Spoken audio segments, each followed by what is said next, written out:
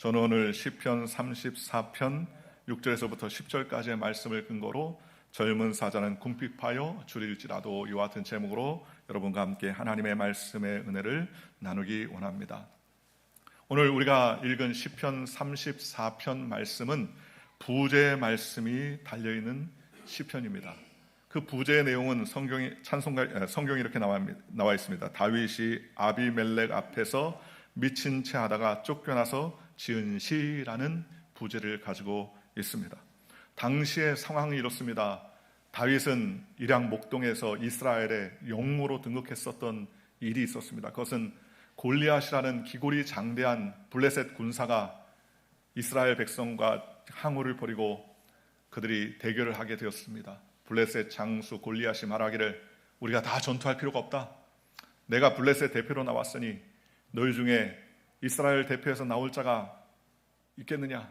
내가 지면 우리가 다 너희의 종이 되고 너희가 지면 우리의 종이 되리라 하면서 항우를 벌입니다. 2m 40cm가 넘고 거의 3m에 육박한 기골이 장대한 골리앗의 창자루는 배틀채 같고 그 무게만 해도 어마어마했습니다. 그 앞에 이스라엘 군사들은 다 사신나무 떨듯이 벌벌 떨었습니다. 아무도 그 자리에 나갈 엄두를 내지 못했습니다. 그때 아버지의 명으로 신분을 맡던 다윗은 블레셋의 장수 골리앗이 하나님의 백성들을 능욕하는 그의 모습을 보고 의분을 품었습니다. 그리고 자기가 나가겠다고 이야기했습니다. 다윗이 나갈 때에 사울이 그에게 자신의 투구와 갑옷을 입혔지만 그의 몸이 작아 맞지 않았습니다. 그는 다 내려놓고 자기가 늘 양들을 다스릴 때 취했던 물매와 그 돌멩이 다섯을 취하여서 나아갑니다. 골리앗이 야 내가 개냐? 왜 지팡이를 가지고 나왔느냐? 그렇게 이야기하자 다윗이 말하기를 너는 칼과 단창으로 나오지만 나는 만군의 야훼의 이름으로 나가노라. 그리하면서 그가 달려가며 물매를 돌리고 힘차게 던졌는데 그 물매에 물려있던 돌이 날아가면서 골리앗의 이마에 콱 박혔습니다. 물맷돌을 보니까는 야구공만 해요. 야구공만한 동그란 돌멩이가 골리앗의 정통 이마에 콱 박혔습니다. 두개골을 뽀개고 그 뇌가 함몰되어서 그 야구공같이 생긴 물맷돌이 머리에 콱 박히자 영락없이 그는 주저앉았습니다. 쓰러져 버렸습니다. 그리고 다윗은 그때를 놓치지 아니하고 골리앗의 칼을 빼가지고 그의 목을 쳐서 그 머리를 높이 들었습니다. 그동안 며칠 동안 풍전등과 같은 위기 가운데 이스라엘 군사들은 오합지졸처럼 염려하고 걱정했는데 다윗이 일약 골리앗을 쳐서 그 목을 들자 모든 이스라엘 군사들은 황호를 벌이고 소리를 지르며 좋아했고 블레셋 군사들은 그 모습을 보고서 아연질색하고 떠나왔다고 성경 말합니다. 그때부터 다윗은 만만, 사울은 천천이라는 소문이 나겠습니다. 사울도 좋지만 다윗이 한 10배 이상 잘한다. 그러니 온 이스라엘 구석구석마다 야 다윗이 사울이 천천이면 다윗은 만만이야. 다윗은 사울보다 더 월등해. 사울은 잽이한데 그런 소문이 온 나라에 가득했습니다.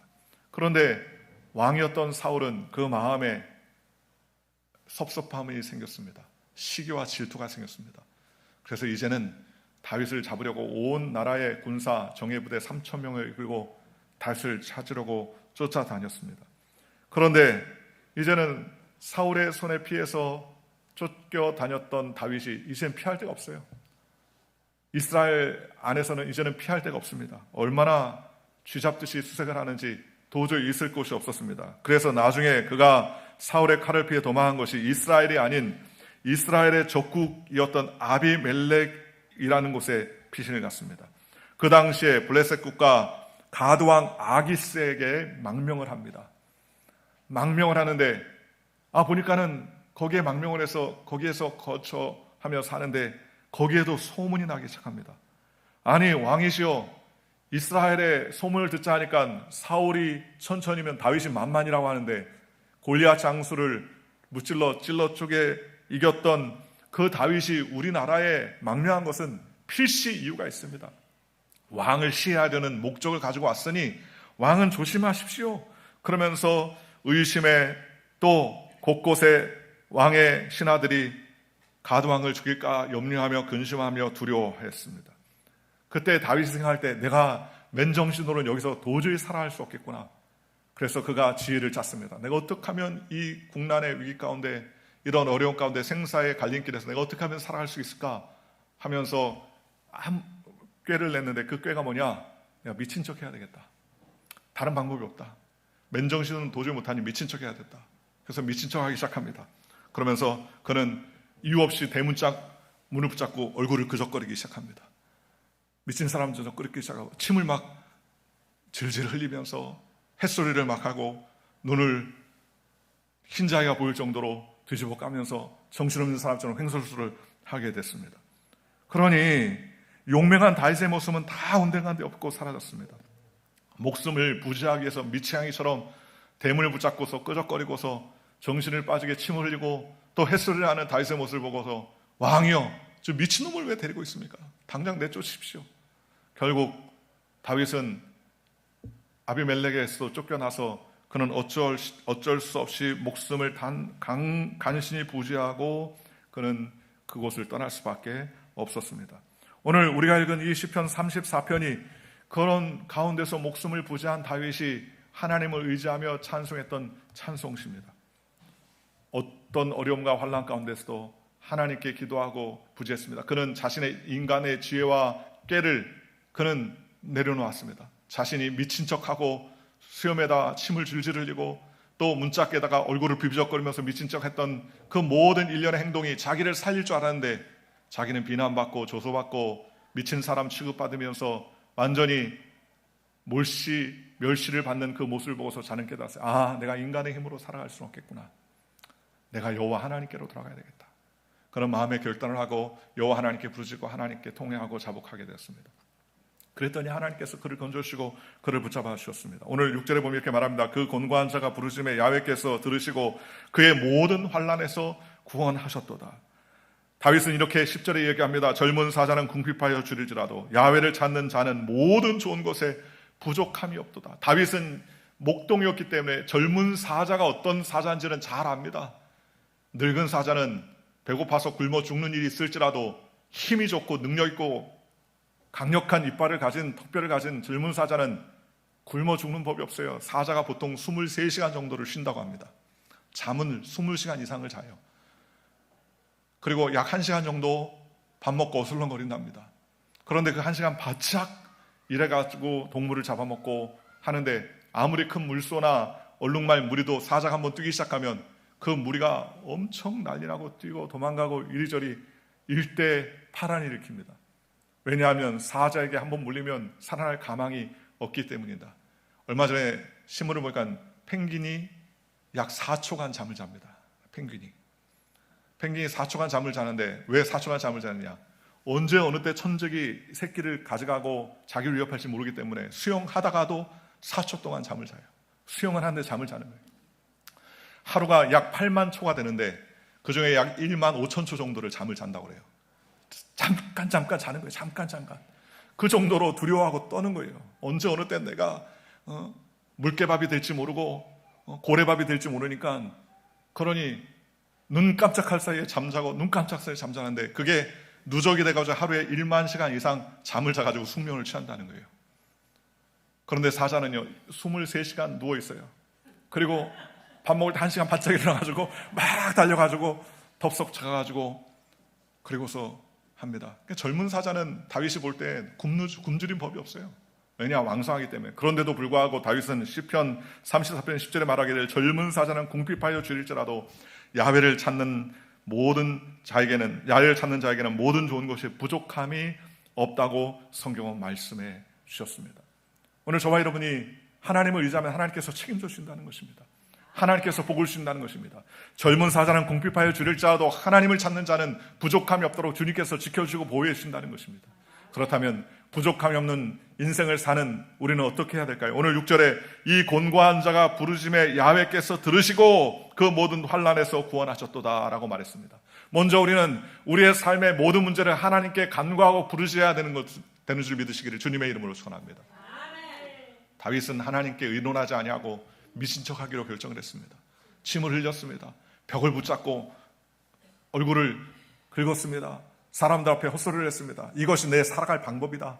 내가 내 정체를 드러내서는 나는 살 수 없다라고 생각했지만 결국 그가 미친 척한 연기의 결국은 쫓겨나는 것밖에 없었습니다. 더 어려운 일을 만났습니다. 그는 그때 깨달았어요. 내가 야훼 하나님께 부르짖어야 되는구나. 내가 세상의 방법이나 연기를 하고 아무리 미친 척을 해도 하나님이 나를 도와주셔야지. 내가 나를 건사한다고 해도 내가 살 수 없다는 사실을 그는 철저하게 깨달았습니다. 그래서 그는 하나님께 기도하게 되었습니다. 그는 시편 34편 1절에 이렇게 말합니다. 내가 야훼를 항상 송축하며 내 입술로 항상 주를 찬송하리이다. 내 영혼이 야훼를 자랑하리니 곤고한 자들이 이를 듣고 기뻐하리로다. 나와 함께 야훼를 강대하시다 하며 나와 함께 그의 이름을 높이세. 내가 야훼께 간구하며 내게 응답하시고 내 모든 두려움에서 나를 건지셨도다. 주님께 부르짖었더니 하나님께서 건져주셨다는 거예요. 곤고한 자가 주님께 부르짖음에 야훼께서 들으셨다는 것입니다. 오늘 저와 여러분이 깨달아야 될 것은 우리 하나님은 우리의 기도를 들으시는 하나님이라는 거예요. 그러니 우리가 부족한 일, 어려운 일이 있을 때마다 하나님께 간구하고 부르시면 하나님께서 응답하시고 들으신다는 사실을 기억하는 저와 여러분들 되시기를 주님의 이름으로 축원합니다. 하나님께 나가면 하나님께서 책임져 주시는 것입니다. 하나님께서 우리의 삶에 큰 은혜와 은총을 베풀어 주시는 것입니다. 그러니 우리는 어떤 경우에도 하나님께 응답받는 기도의 비결은 부르짖어야 된다는 것입니다. 우리가 마음 앞에 하나님 앞에 부르짖으면 주님께서 함께해 주시는 것입니다. 빌립보서 4장 19절에 나의 하나님이 그리스도 예수 안에서 영광 가운데 그 풍성한 대로 너희의 모든 쓸 것을 채우시리라 그랬습니다. 주님은 우리를 위해 쓸 것을 채우시기 원하십니다. 그러나 그 채움 받기 위해서는 우리는 하나님께 부르짖어야 됩니다. 요즘 현대인들은 지나친 생각들을 많이 한다는 거예요. 미시간 대학교 놀랜 획스마 교수는 이런 현상을 오버띵킹이라고 말합니다. 너무 생각이 많다는 거예요. 그래서 생각할 이상의 것을 자꾸 생각하니까 염려가 많고 근심이 많고 손에 잡히는 건 없고 늘 낙심과 낙담이 계속되더라는 겁니다. 아직도 일어나지 않은 일, 또 되어지지 않은 일에 대해서 너무나 많이 생각하니까 마음에 우울증이 생기고 마음에 근심이 생기고 염려가 생긴다는 것입니다. 지나가 보면 별거 아닌데 미리부터 걱정하고 미리부터 염려하고 미리부터 생각하니까는 오히려 그 생각들이 넘쳐버려가지고 어찌할 바를 알지 못할 때가 많이 있다는 겁니다. 이럴수록 우리는 더욱더 우리의 마음을 지켜야 됩니다. 우리의 마음을 지키고 우리는 하나님께 토로하며 하나님께 기도해야 됩니다. 예레미야 33장 3절에 말씀하시는 너는 내게 부르짖으라 내가 내게 응답하였고 내가 알지 못하는 크고 은밀한 일을 내게 보여주리라 라고 말했습니다. 크고 은밀한 일은 내가 아는 것이 아닙니다. 하나님이 하시는 거예요. 우리가 부르짖으면 하나님께서 그 모든 것을 우리에게 탁 보여주시고 우리에게 알게 해주실 것입니다. 그러니 우리는 하나님께 간구하며 하나님께 나아가야 되는 것입니다. 하나님께 나아가면 하나님께서 우리의 삶을 책임져 주시고 우리 가운데 긍휼과 은혜를 베풀어 주시는 것입니다. 사랑하는 성도 여러분, 여러분에게 어려운 일을 당하고 문제를 만나고 정말 미칠 것 같은 환경과 상황 가운데 있다면 우리는 모든 것을 내려놓고 다윗이 고백한 것처럼 하나님께 예배하고 하나님께 묻고 기도하는 저와 여러분들 되시기를 주님의 이름으로 축원합니다. 그리하면 하나님께서 그의 생각과 사고 위에 기름 부으시고 은혜를 베풀어 주실 줄로 믿습니다. 최근에 기사 중에 부경 동물원의 갈비뼈 사자라는 기사가 몇 달 전에 올라온 적이 있어요. 그 내용은 김해시에서 2016년부터 서울대공원에서 사자를 하나 데려왔습니다. 사왔습니다. 그런데 이 김해시에 있는 부경 동물원에서 동물들을 다 키우는데 코로나가 땅 터져가지고 수입이 급감하자 사자들을 제대로 먹일 수가 없고 양들이나 그 동물들을 먹일 수가 없는 거예요. 관리가 안 되는 거예요. 약 300마리가 동물들이 있는데 그중에 제일 안타까운 것은 그중에 사자 이름도 없어요. 그래서 사람들이 구경 갔다가 너무 갈비뼈가 앙상해요. 사자가 깃털이 왕성하고 용맹한 모습이 아니라 너무 배고파가지고 쫄쫄 굶어가지고 갈비뼈가 앙상하고 기운이 없어서 헐떡거리는 그 사자를 보고 이름을 지어줬습니다. 갈비사자라고. 얼마나 꼴았으면 배가 고파가지고 먹지 못했으면 갈비가 다 드러날 정도로 굶어가지고 갈비사자라는 이름을 지어줬어요. 그리고 그것을 본 어떤 관람인이 아들과 함께 갔는데 아들을 데리고 가서 자기가 너무 민망하더라는 거예요. 용맹한 사자를 보여주러 왔는데 갈비뼈밖에 안 남아가지고 헐떡거리는 그 사자의 모습을 보고서 자기가 너무 마음이 아프고 그 동물원 관계자들이 너무 마음이 안 들더라는 겁니다. 그러다 김해시에다가 메일을 보냈어요. 이럴 수가 있느냐? 아무리 동물이라 해도 이렇게 관리가 안 돼가지고 이럴 수가 있느냐? 그래가지고 메일을 보냈더니 그게 뉴스에 나오고 기사화 돼가지고 나중에 그 사자를 청주 동물원에서 입양을 데려갔어요. 데려가가지고 약 2달이 지났는데 처음에 데려왔을 때 건강 체크를 해보니까는 사자의 건강 상태를 만점 9점 만점에 약 2점 정도였는데 2달 동안 고기들을 먹이고 닭고기 생닭을 먹이고 그랬더니 9점 만점에 9점으로 돌아오고 털이랑 윤기가 쫙 나고 사자의 위험이 탁 나더라는 겁니다. 한 번 식사할 때 고기를 4kg 정도씩 먹는다는 겁니다. 여러분, 사자가 굶주리는 게 있나요? 있죠. 이렇게 있을 수 있어요. 그렇잖아요. 그런데 그 동물원의 도움의 손길들이 사람들이 각지에서 와가지고 사자 좀 먹이세요 그러면서 성금도 보내주더라는 겁니다.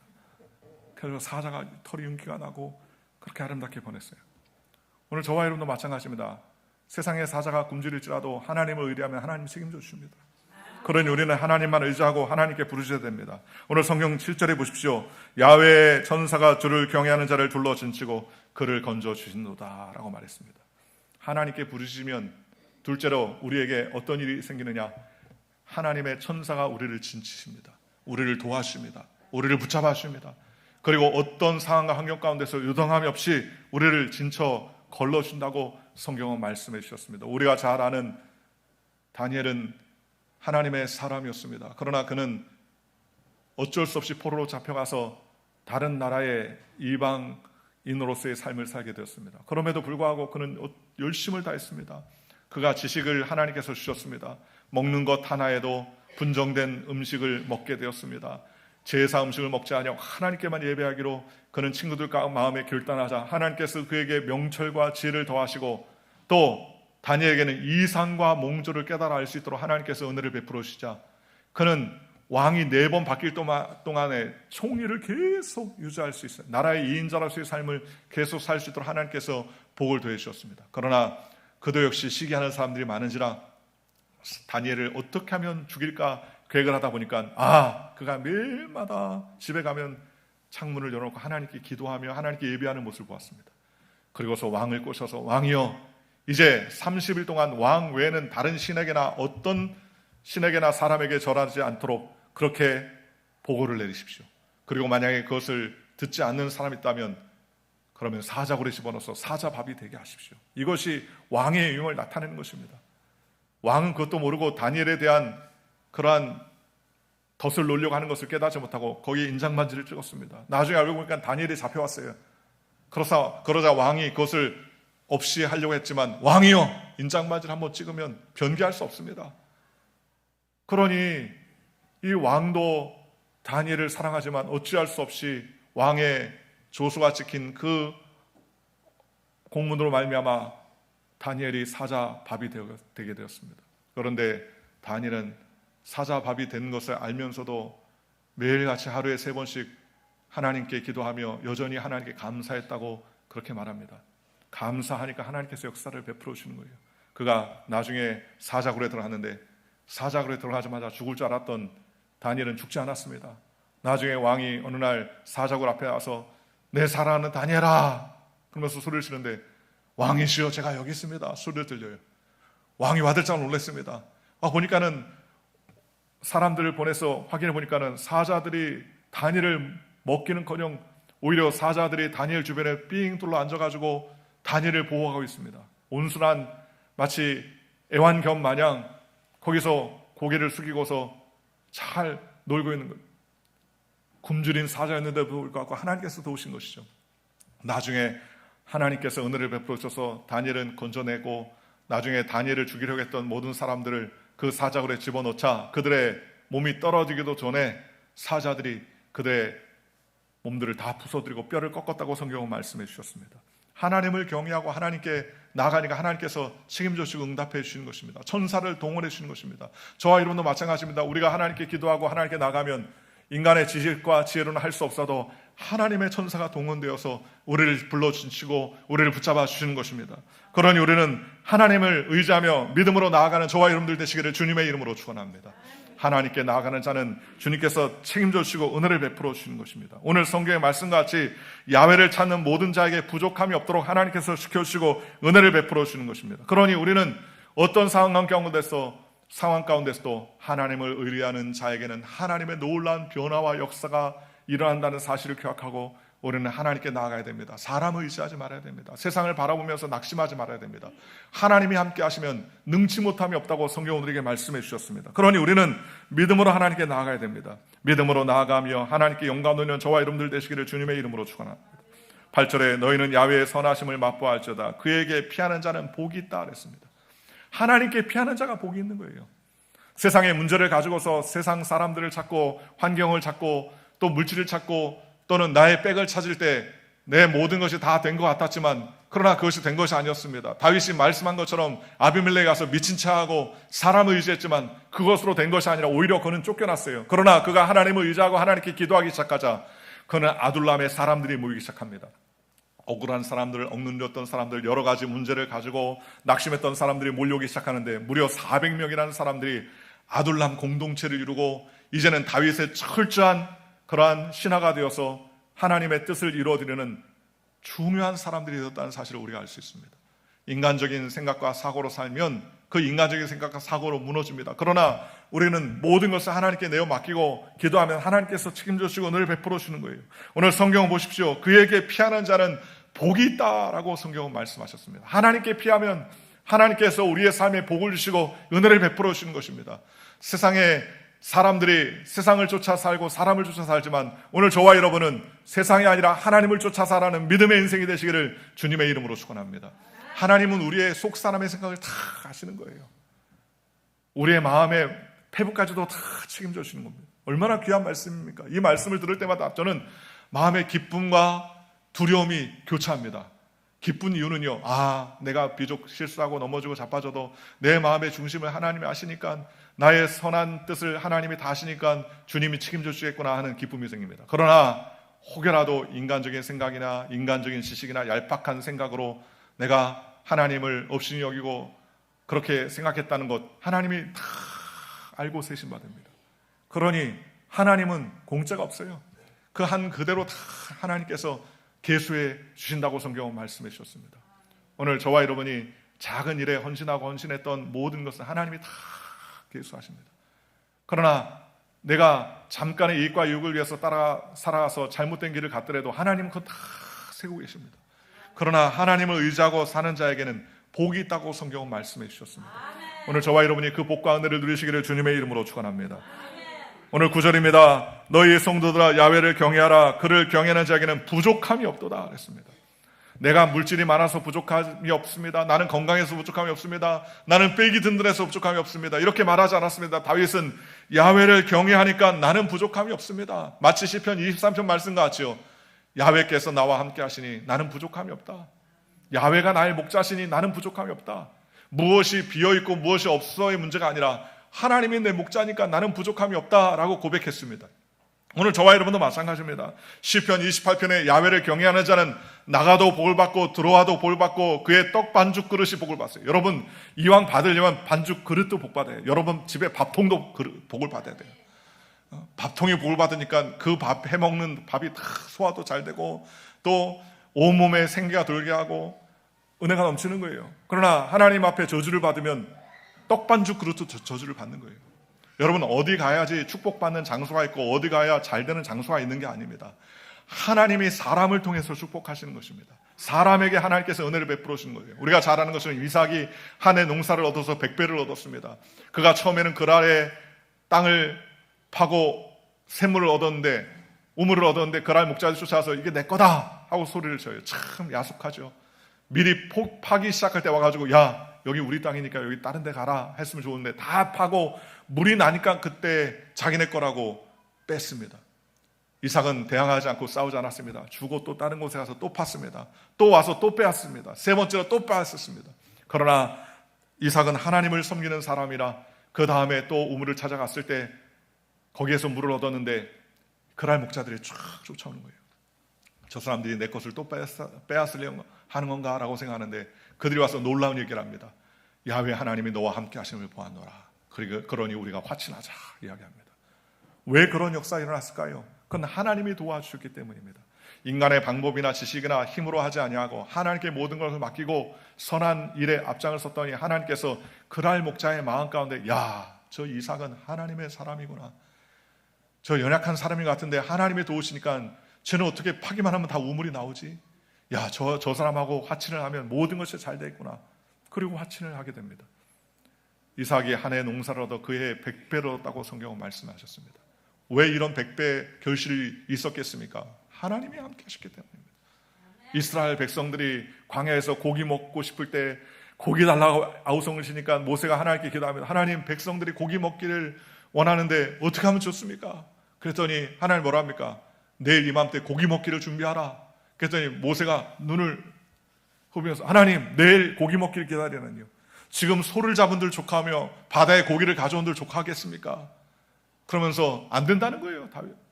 모세가 안 된다는 거예요. 그때 하나님이 전능자의 팔이 짧아졌느냐? 그러면서 모세에게 호통을 칩니다. 그러면서 고기 먹기를 준비하라. 모세는 하나님께 책망을 받고서 이스라엘 백성에게 다 모아놓고 하나님께서 내일 이맘때 고기를 주신다고 한다. 고기 먹기를 준비하라. 물을 끓이고 삶고 또 땔감을 준비하라. 그럼에도 불구하고 이해를 할 수 없었습니다. 그런데 그 다음날 갑자기 바람이 확 불기 시작합니다. 센 동풍이 불기 시작하는데 동풍이 확 그렇게 모래바람이 일어나기 시작하고 막 감당할 수 없는 바람이 일어납니다. 왜 갑자기 이런 일이 생기느냐 염려했는데 갑자기 보니까 깜깜했던 하늘에서부터 뭐가 막 뚝뚝 떨어지지 하는데 보니까 메추라기가 하늘에서부터 떨어지기 시작해요. 얼마나 떨어졌는지 온 지면에 한 규피 이상 쌓였다는 거예요. 1m 이상 다 온 지방이 다 메추라기가 가득했습니다. 그래서 이스라엘 백성들이 그 메추라기를 가져다가 털을 뽑고 삶아 먹고 튀겨 먹고 볶아 먹고 지져 먹고 찜해 먹었겠죠. 그들이 냄새가 날 정도로 그들이 먹었다 그랬어요. 여러분, 사람이 메추라기를 잡으면 몇 마리나 잡겠습니까? 하나님께서 동풍을 쫙 불어오시니까 그 동풍을 타고 메추라기가 달려왔습니다. 오늘 저와 여러분도 마찬가지입니다. 삶의 축복은 내가 아무리 축복받겠다고 애를 써도 안 될 때가 너무나 많아요. 그러나 하나님께서 축복의 바람을 쫙 불어오시고 하나님을 의뢰한 자의 삶에 주님께서 복을 주신다고 성경은 말씀해 주셨지 않습니까? 오늘 성도들아, 야훼를 경외하라. 그를 경외하는 자에게 부족함이 없다. 주님 말씀해 주셨습니다. 오늘 부족한 자들이 있습니까? 하나님께 기도하고 주님을 경외하고 주님을 높이십시오. 그러면 주님께서 물질도 채워주실 줄로 믿습니다. 건강도 채워주실 줄로 믿습니다. 연약한 육신에 샘을 더해주실 줄로 믿습니다. 환경에 주님께서 복을 허락해 주실 줄로 믿습니다. 하나님의 임재가 나타나면 우리의 부족함이 변하여 하나님의 축복의 삶을 살 수 있게 되다는 거예요. 창세기 15장에 보면 하나님께서 아브라함을 부르시고 하늘의 별과 바다의 모델을 보여주면서 내 자손이 이와 같이 많으리라 라고 성경은 말씀했습니다. 그때부터 아브라함은 마음의 화폭의 꿈을 꾸기 시작했습니다. 나는 무자하지만 하나님께서 이렇게 많은 자녀들을 하나님께서 주시기로 작정했구나 라고 생각했습니다. 창세기 15장 4절과 5절에 야훼의 말씀이 그에게 임하여 이르시되 그 사람이 내 상속자가 아니라 내 몸에서 날 자가 내 상속자가 되리라 하시고 그를 끌고 밖으로 나가 이르시되 하늘을 우러러 물결을 셀 수 있나 보라. 또 그에게 이르시되 내 자손이 이와 같으리라 라고 말했습니다. 아브라함은 그때부터 하나님이 약속해 주신 약속의 말씀을 의심치 않고 믿었더니 하나님께서 그를 의로 여기셨다고 성경은 말씀하셨습니다. 오늘 저와 여러분도 마찬가지입니다. 마음의 화폭에 믿음의 꿈을 그리시기를 주님의 이름으로 축원합니다. 하나님을 경외하면 하나님께서 반드시 복을 주신다고 주님 약속해 주셨습니다. 갈보리의 십자가를 바라보면 모든 질병이 떠나갑니다. 저주가 떠나갑니다. 가난이 떠나갑니다.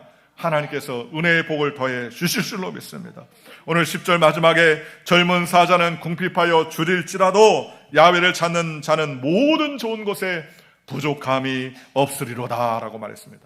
젊은 사자가 굶주려 죽는 일이 있을지라도 바로 하나님을 의뢰하면 하나님은 책임져 주신다는 거예요. 하나님 붙잡아 주신다는 거예요. 그러니 우리는 우리의 마음속에 주님을 의지하면 주님께서 책임져 주시겠다는 담대한 믿음을 가지고 선언하며 살아가는 저와 여러분들 되시기를 주님의 이름으로 축원합니다. 다윗은 항상 내게 부족함이 없다라고 선언했습니다. 오늘 젊은 사자는 궁핍하여 줄일지라도 라고 말했던 이 시편도 그가 모든 것이 다 해피하게 끝났을 때 고백한 게 아니에요. 시편의 다윗의 시편은 대부분 그가 가장 어렵고 가장 힘들 때 외쳤던 시편입니다. 그의 시편 중에 이런 고백이 있지 않습니까? 내 영혼아 내가 어찌하여 낭망하느냐, 내 속에 있는 것들아 내가 왜 어찌하여 낭망하느냐, 너는 하나님 야훼를 바라볼지어다. 그의 도우심을 인하여 내가 여전히 안전하리로다. 자기 자신의 영혼을 보면서 다윗이 소리를 치릅니다. 내 영혼아 담대하라. 내 영혼아 왜 낭망하느냐, 왜 염려하느냐, 왜 걱정하느냐. 영혼에 대해서 이야기하는 것입니다. 오늘 저와 여러분도 마찬가지입니다. 오늘 저와 여러분이 담대한 믿음의 꿈을 가지고서 우리의 삶 속에 축복과 은혜의 복과 긍정의 믿음으로, 우리는 믿음으로 선포하는 저와 여러분들 되시기를 주님의 이름으로 축원합니다. 나는 하나님의 은혜로 말미암아 믿음의 사람이다. 나는 하나님의 은혜로 말미암아 축복된 사람이다. 나의 가정은 복을 받는다. 나의 사업과 직장은 하나님의 은혜로 산다. 내 삶의 건강함을 주님께서 책임져 주신다. 내 병든 모든 몸은 주님께서 깨끗게 해 주신다. 믿음으로 선언해야 돼요. 다윗이 나는 야훼가 나의 목자이기 때문에 난 부족함이 없다라고 선언했던 것처럼 오늘 저와 여러분들도 그 같은 믿음의 선언을 해야 됩니다. 그런 믿음의 선언을 해야 그 믿음의 선언으로 남을 살릴 수가 있는 건 아니겠습니까? 아유, 나는 부족하다, 나는 연약하다, 나는 아무것도 아니다, 나는 실패한다, 나는 넘어진다, 나는 자빠진다, 이렇게 고백하면 남들도 나를 그렇게 봐요. 또 누가 뭐라고 하면 그렇게 생각을 합니다. 그러나 우리 안에서 축복을 나 자신에게 축복하고 다른 사람을 축복하고 하나님을 찬양하게 됩니다. 하나님을 찬양, 하나님께서 우리의 입술의 열매대로 주님께서 책임져 주시는 것입니다. 그러니 주님께서 역사하실 것을 믿고 믿음으로 하나님께 나아가는 저와 여러분들 되시기를 주님의 이름으로 축원합니다. 오늘 저와 여러분이 십자가를 통하여서 우리에게 구원과 은혜를 베푸신 하나님을 바라보는 저와 여러분들 되시기를 주님의 이름으로 축원합니다. 오늘 시편의 고백, 다윗의 고백 같이 젊은 사자는 궁핍하여 죽는 한이 있어도 야훼를 경외하는 자는 하나님께서 책임져 주신다고 말씀해 주셨습니다. 오늘 저와 여러분은 하나님이 책임져 주십니다. 하나님은 내 영혼이 잘된 같이 내가 범사에서 강건하기를 간구하노라고 주님 우리에게 축복해 주셨습니다. 그러니 우리는 그런 축복을 받은 자격이 있습니다. 그 축복을 누리는 삶을 사는 저와 여러분들 되시기를 주님의 이름으로 축원하고 날마다 하나님께 영광 돌리는 하나님의 복된 주의 백성들 되시기를 주 예수의 이름으로 간절히 축원합니다. 기도하겠습니다.